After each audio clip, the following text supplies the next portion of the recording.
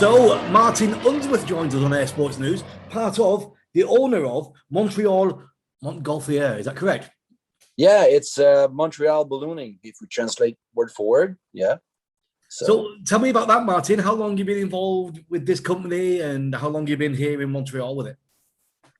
Company's pretty young, like 5 years ago. Before that, I was flying all around the world, in Kenya, especially, and before that, here in Quebec. But it's my first company, so really like it. And so when was it exactly? Was it last year we started? What was last year? When did you start with the company? Oh, I started 5 years ago. Oh, 5 years ago. All right. 5 years ago. But it's pretty young, but 5 years ago. But we're doing well. So how was it last year with the COVID? Was that a problem or not? We started the season a month and a half late. Yeah. But I managed to do 75% of my flight. So that's good. Wow. So at least we got a kind of a season, and people really appreciate it because in 2020 people need to get outside and to do something special. So yeah.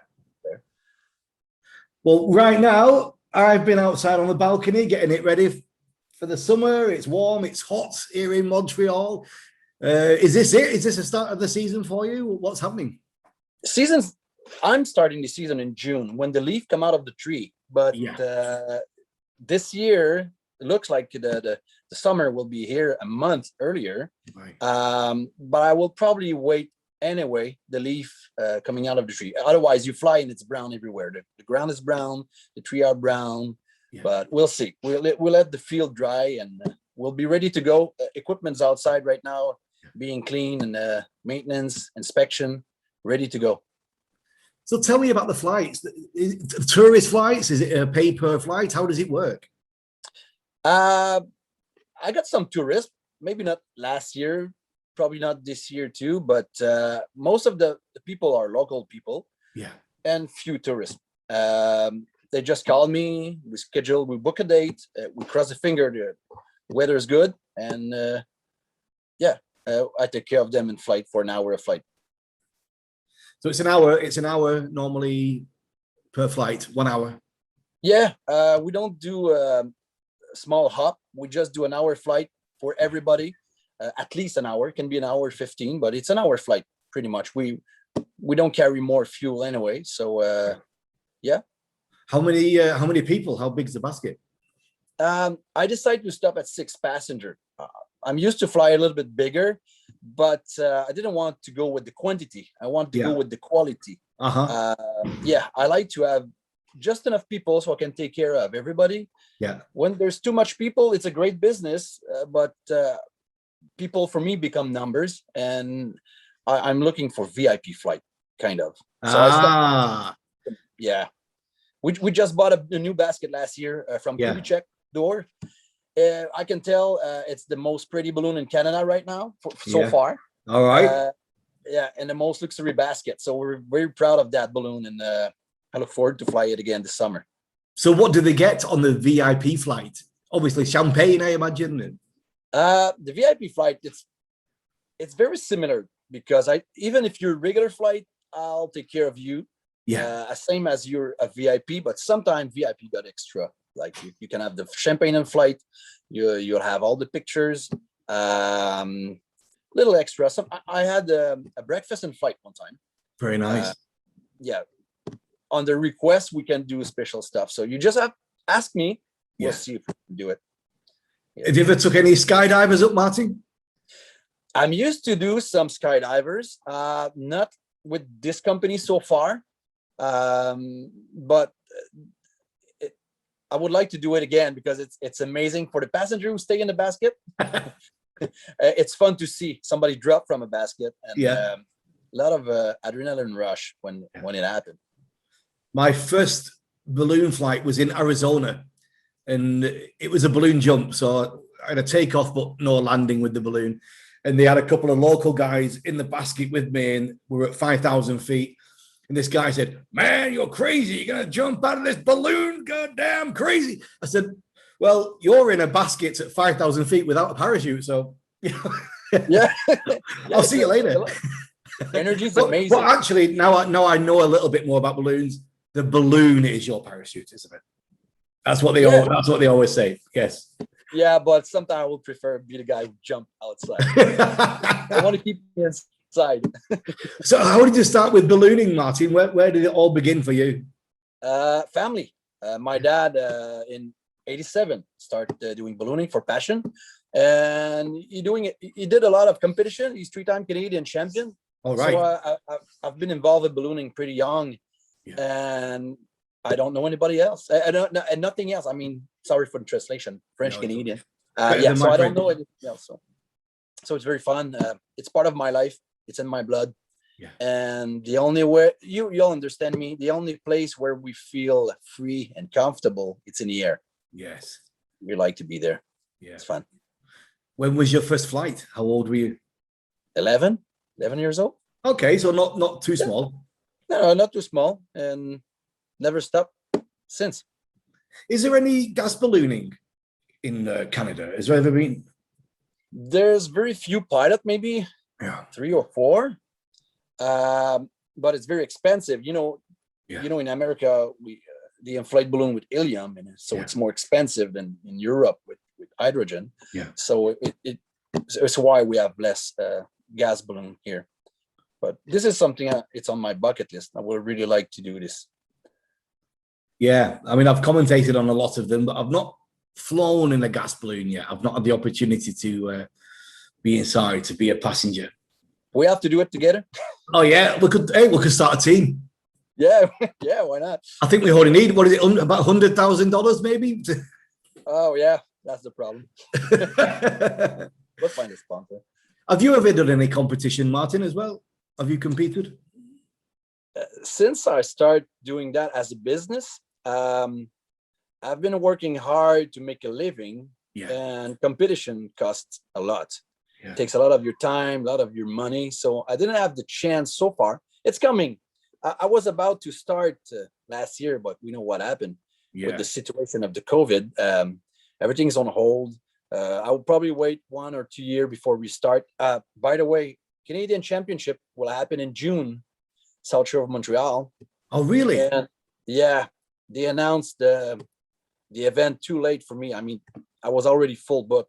Right. I'm full book since December, and when they came with the dates, I was too late to cancel people, to manage to take part of it. But I'll be in the air at the same time with them, but no competition for me for this year.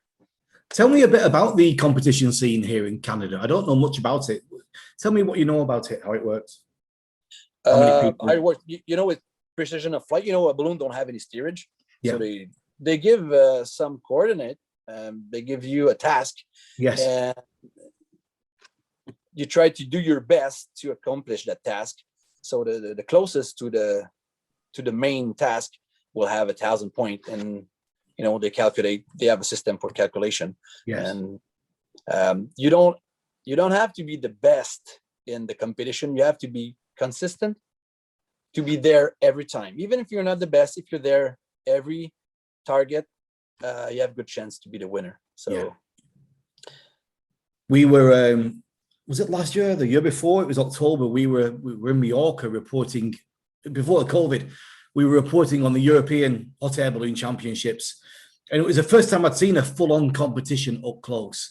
A few things about it which were mind-blowing. The takeoff, how many people are all taking off at once, was stunning. But then actually coming at the target, just watching this procession of balloons going one after the other down, dropping the markers, just watching them all one by one. It was really, really exciting to watch. And very impressive to think about. Those guys took off 5 miles away. Yeah. And without steerage, without any steering wheel, any brake, and nothing, they managed to pass almost on the target, or most of the time they are in it.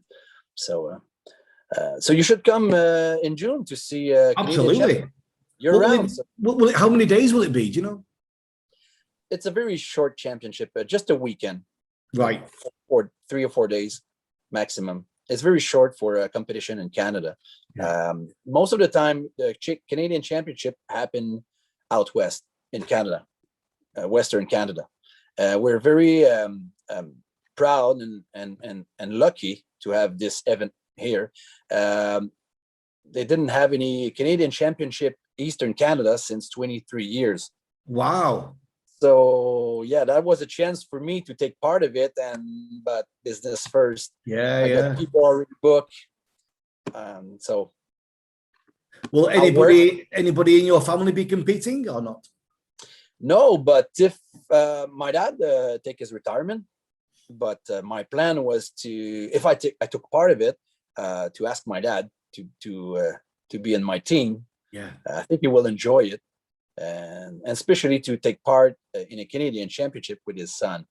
Yeah. So yeah. How old is he now? Is he still fit and active and okay? Yeah, he took his retirement. He's okay, but he just decided to move on and do something else. But 60, 68. Okay. So how did they get the championships here then? How did that happen? It must have been a big presentation to get, after 23 years, to get it here in Montreal. Yeah, I think it will happen in a few next week. We'll see more about the presentation. They will do I don't know how to say in English, but some newspaper coverage and and media. But the press release. Yeah. Sorry. Yeah. Yeah. No, it's okay. Your English is better than my French, Martin. Don't worry about that at all. Thanks. I speak English because of ballooning. Oh, really? That's a good thing. Yeah. Lots of American pilots who are visiting us during the major balloon event here. You know Saint Jean-sur-Richelieu Hot Air Balloon Festival? No, I don't actually. Lots of people in America know it, but if you're around in August, just come around and I'll Fantastic. Yeah, we'll get. I'll show you. How many do you normally get then? How big a festival is it? Just 125 balloon. Okay. Looks small when you compare to Albuquerque or with Metz in France, but for Canada, it's a big event. Like I told you before, we cancel 50% of our flight. Weather for ballooning is very bad. In Africa, 100% of the flight was done. Here, we have to cancel one flight on two. I mean, in a week, in 14 flight schedule, if I do 5 or 6, I'm happy. So, you schedule, is that 2 a day for 7 days a week you're doing in the season? Yeah, 2 a day for 7 days a week, but it never happened. I think it happened once. Last year, I managed to do 10 flights in a row, and I was 1 week without flying after that. Right. So, yeah. And what about the winter? What are you doing in the winter?